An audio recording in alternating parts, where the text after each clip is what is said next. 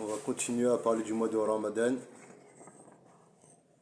On a vu la dernière fois que Ramadan ça signifiait chaleur intense. Donc on s'est demandé pourquoi c'est pas fait en été.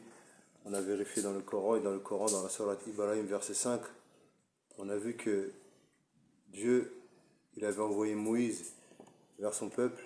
Dans cette sourate, dans le verset 5, il dit qu'il a envoyé Moïse vers son peuple pour les faire sortir des ténèbres à la lumière et pour leur rappeler les jours de Dieu.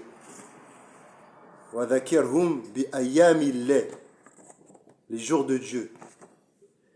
Donc, on est parti vérifier dans le livre de Moïse et on a vu qu'il y avait bien les 4 mois sacrés et les jours de fête aussi. Il y a des jours de fête aussi qui sont mentionnés, qu'on verra après. Les 4 mois sacrés, c'est les saisons, les 4 saisons de l'année. Printemps, été, automne et hiver. Automne et hiver. Et on va regarder si dans le Coran, il nous parle de saisons. Si Dieu nous parle de saisons, pour nous dire si vraiment il nous parle de saisons, pour voir si vraiment c'est des mois sacrés. Donc on va aller vérifier dans le Coran, pour voir si le Coran il nous parle de saisons. Surat Quraysh.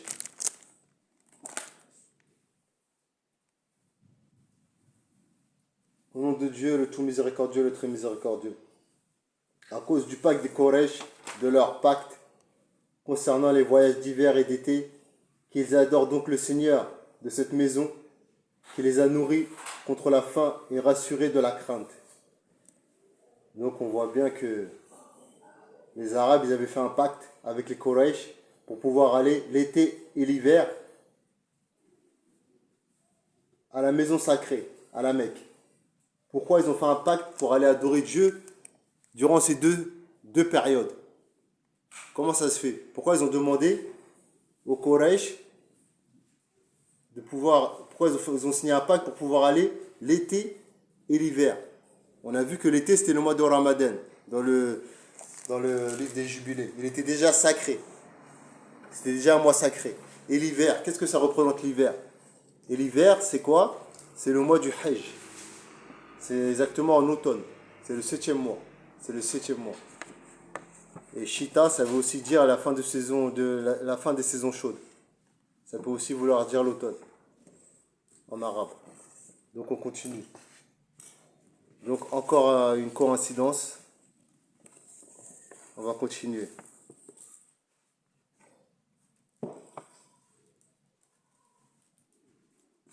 Pourquoi avoir fait un pacte pour avoir accès à la mosquée sacrée l'été et l'hiver?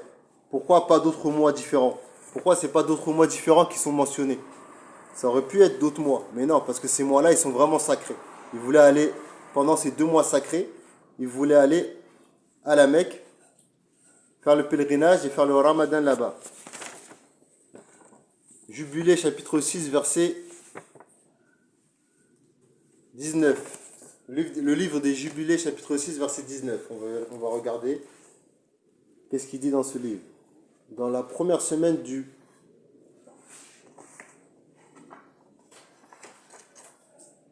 Et cette fête était entièrement célébrée au ciel du jour de la création au jour de Noah. 26 jubilés et 5 semaines d'année. Et Noah et ses fils l'observèrent 7 jubilés et 1 semaine d'année jusqu'à la mort de Noah. Et du jour de la mort de Noah, ses fils l'abolirent et mangèrent du sang jusqu'au jour d'Abraham. Jusqu'au jour d'Abraham.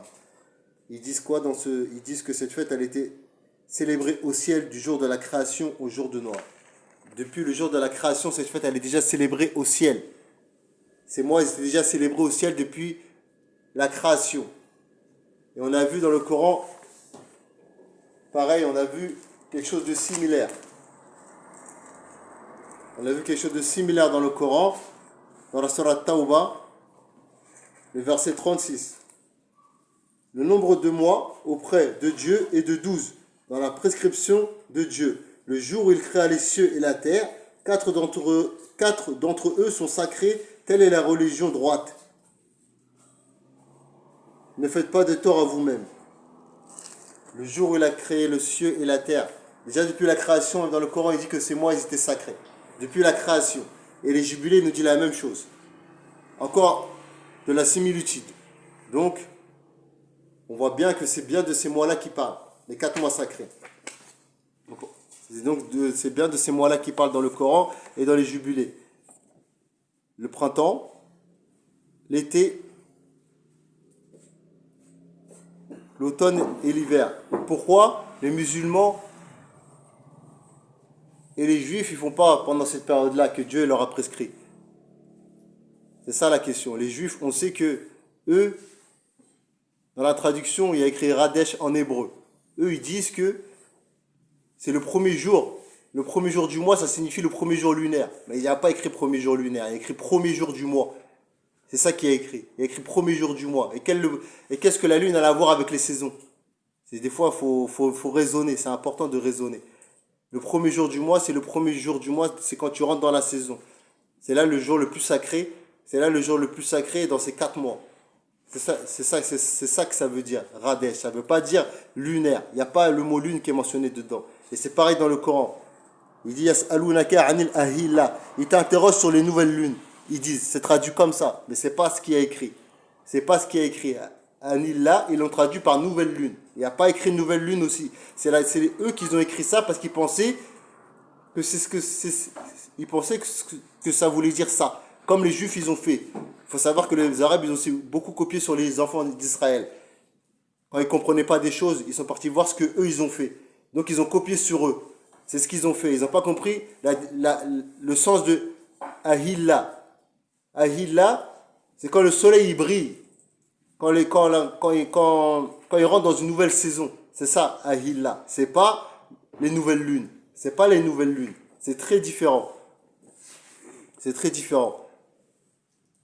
Et de toute façon, qu'est-ce que Dieu a prescrit aux musulmans dans le Coran? Il leur a demandé de suivre les livres, de croire aux livres et de les suivre. Donc, il n'a pas demandé aux gens d'aller voir de suivre autre chose que ces livres. Un exemple. Il y a les 4 mois sacrés, les musulmans, dans ces 4 mois sacrés, les musulmans ils disent que le Hajj et le Ramadan, ils n'ont rien à voir avec les 4 mois sacrés. Ils sont partis inventer 4 nouveaux mois. Subhanallah. Donc, il y a des mois qui sont plus sacrés que le Hajj et le Ramadan. Là, je sais pas d'où ils sont partis sortir ça. Ils sont partis sortir ça des paroles venant des Arabes. En disant, le prophète Mohammed, il a dit. Tu vois. Et ça, c'est grave. Ça, c'est grave. C'est à cause de ça, ils ont égaré toute la Oumma. Tous les musulmans, ils sont égarés. Ils font des fêtes dans des mois qui ne sont pas bénis. Et qu'est-ce qu'il dit par rapport à ça? Qu'est-ce qu'il dit? On va voir. On va voir ce que Dieu dit par rapport à ça. Le fait de faire des fêtes dans des mois qui ne sont pas bénis.